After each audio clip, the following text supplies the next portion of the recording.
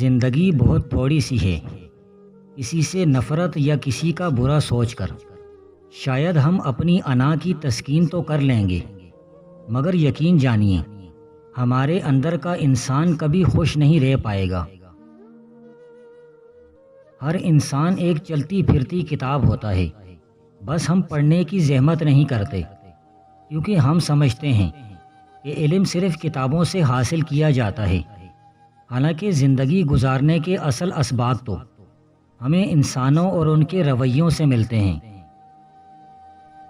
رب کہتا ہے کسی کو تکلیف دے کر مجھ سے اپنی خوشی کی دعا مت کرنا، لیکن کسی کو ایک پل کی خوشی دیتے ہو تو اپنی تکلیف کی فکر مت کرنا۔ نفس بہت ظالم ہے، کبھی گناہوں میں مبتلا کر کے رب سے دور کرتا ہے، کبھی نیکیوں اور عبادتوں میں مبتلا کر کے اعمال کو بھسم کر دیتا ہے۔ آپ کی آنکھیں اکثر وہی لوگ کھولتے ہیں جن پر آپ آنکھیں بند کر کے بھروسہ کرتے ہیں۔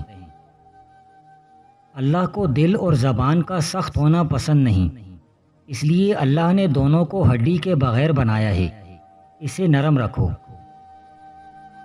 بہت کم ایسا ہوا ہے کہ قدر کرنے والوں کو قدر کرنے والے ہی ملے ہوں، ورنہ قدر کرنے والوں کو ہمیشہ بے قدرے لوگ ہی ملتے ہیں۔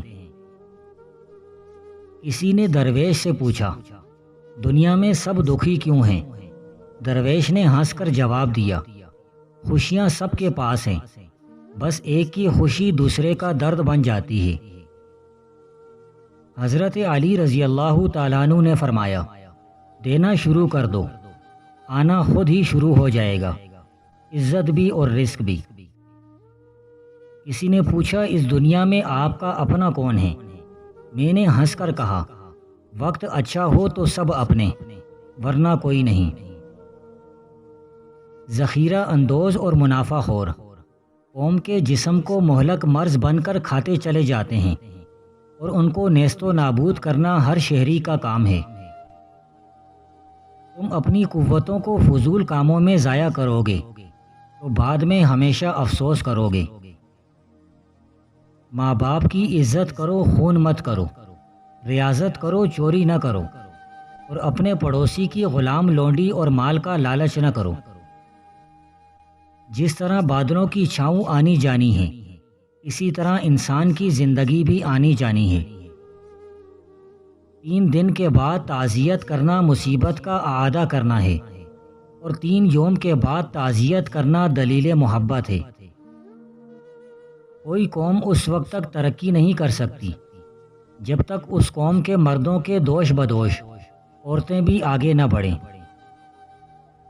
اللہ والوں کے تو ایسے اعمال ہوتے ہیں جیسے نیکی کے پہاڑ۔ مومن کے نزدیک سب سے پیاری چیز عبادت ہے، اور اس کے نزدیک سب سے پیاری چیز نماز میں کھڑا ہونا ہے۔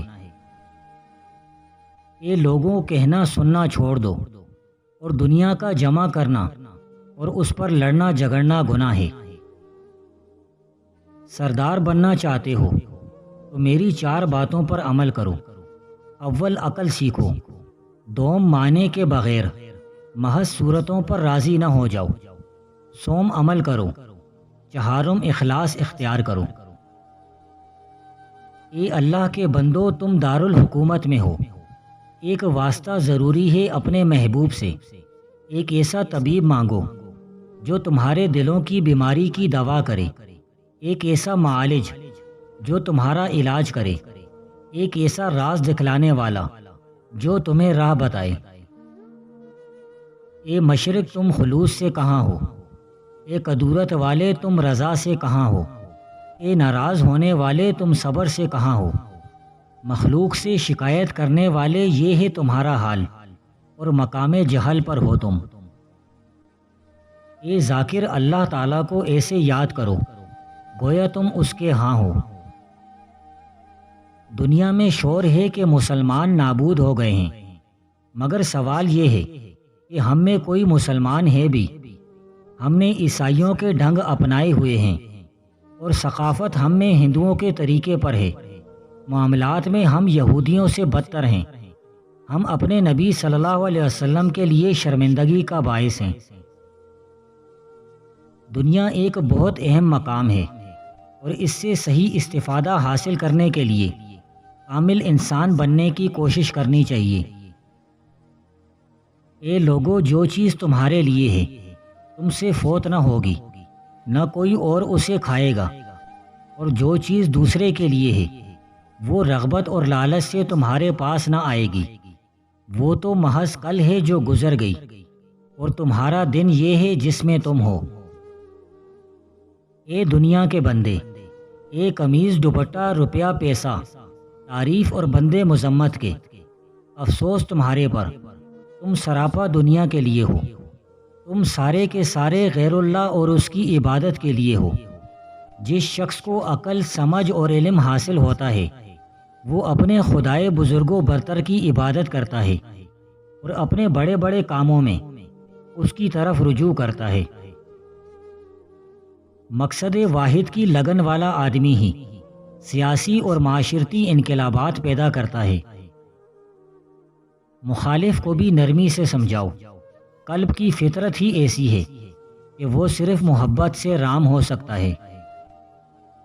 میرا عقیدہ یہ ہے کہ انسانی جماعتوں کے اقتصادی امراض کا بہترین علاج قرآن نے تجویز کیا ہے۔ ہم جس دنیا میں رہتے ہیں وہ اشتراکات اور تواقفات کی دنیا ہے، تفریحات اور معارضات کی نہیں۔ جوں جوں ہم اپنی ذہنی کاوشوں سے علائقے فطرت پہ غلبہ حاصل کرنے کی کوشش کرتے ہیں، ہماری زندگی میں وسعت و تنوع پیدا ہو جاتا ہے اور ہماری بصیرت تیز تر ہو جاتی ہے۔ تقدیر اس زمانے سے عبارت ہے جس کے امکانات کے انکشاف ابھی باقی ہیں۔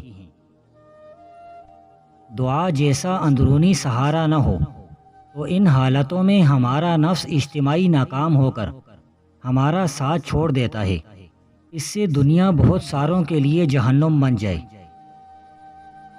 علم کی ابتدا محسوس سے ہوتی ہے، کیونکہ جب تک ہمارا ذہن اسے اپنے قابو اور گرفت میں نہیں لے آتا، فکر انسانی میں یہ صلاحیت پیدا نہیں ہوتی کہ اس سے آگے بڑھ سکے۔ مغرب کی تلوار اس کا علم باطل ہے، جب تک اس تلوار کا رعب نہ توڑا جائے گا ہماری داخلی دلیلیں سب بیکار ثابت ہوں گی۔ اے اللہ کے بندو، ظلم سے بچو، کیونکہ یہ قیامت کے دن تاریکیاں ہوگا۔ ظلم سے دل اور منہ سیاہ ہو جاتا ہے۔ مظلوم کی بددعا سے بچو، مظلوم کے رونے کرلانے سے بچو، اور مظلوم کا دل جلانے سے بچو۔ جو اللہ کی قضا پر راضی نہ ہو اس کی حماقت کا علاج ممکن نہیں۔ اے اللہ تعالیٰ پر اعتراض کرنے والے، جب تم راہ نہیں پاتے تو فضول بکواس مت کرو۔ قضا کو نہ تو کوئی لوٹانے والا لوٹا سکتا ہے اور نہ کوئی روکنے والا روک سکتا ہے، بس اسے تسلیم کرو۔ اے لوگو، اپنے رب عز و جل کی عبادت میں ٹھہراؤ مانگو، اس واسطے کہ اس نے اپنے سامنے ادب سے کھڑے ہونے والوں کی تعریف کی ہے۔ سوچنے والے انسان کے خیالات میں تبدیلیاں پیدا ہوتی رہتی ہیں۔ ضبط نفس افراد میں ہو تو خاندانوں کی تعمیر ہوتی رہتی ہے، قوموں میں ہو تو سلطنتیں قائم ہوتی ہیں۔ عارف ایک قدم اٹھا کر عرش پر پہنچ جاتا ہے اور دوسرا اٹھا کر واپس آ جاتا ہے۔ موٹاپے کا شکار عورتیں صرف نہار منہ کلونجی کھائیں دبلی ہو جائیں گی۔ مبارک ہے وہ انسان جو شریروں کی اصلاح پر نہیں چلتا اور ریاکاروں کی راہ میں کھڑا نہیں ہوتا، ٹھٹا بازوں کی مجلس میں نہیں بیٹھتا۔ وہ اس درخت کی طرح ہوگا جو پانی کی ندیوں کے پاس لگایا گیا ہو، اپنے وقت پر پھلتا ہے اور اس کا پتا بھی نہیں مرجھاتا، جو کرے گا بار آور ہوگا۔ تمہارا سنگار ظاہری نہ ہو، یعنی سر گوندنا اور سونے کے زیور اور طرح طرح کے کپڑے، بلکہ تمہاری باطنی اور پوشیدہ انسانیت، علم اور مزاج کی غربت کی غیر فانی اور آرائش سے آراستہ ہو۔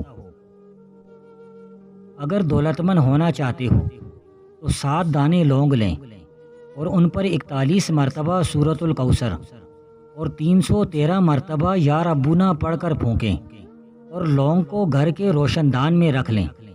قدرت سے ایسی کشش ہوگی کہ دولت غیب سے کھینچی چلی آئے گی۔ کائنات میں صرف ایک چیز موجود ہے، یعنی نور خدا، اور باقی سب کچھ غیر موجود ہے۔ خدا اور انسان کے درمیان ایک ہی حجاب ہے جس کا نام نفس ہے۔ اگر عشق عقل کی رہبر نہ ہو تو وہ کبھی منزل نہیں پا سکتی۔ قوانین قدرت سے سرتابی کرنے والے انتقال قدرت سے اپنے آپ کو محفوظ نہ سمجھے۔ تم اپنے آپ کو پردیسی اور مسافر جان کر ان جسمانی خواہشوں سے پرہیز کرو جو روح سے لڑائی رکھتی ہے۔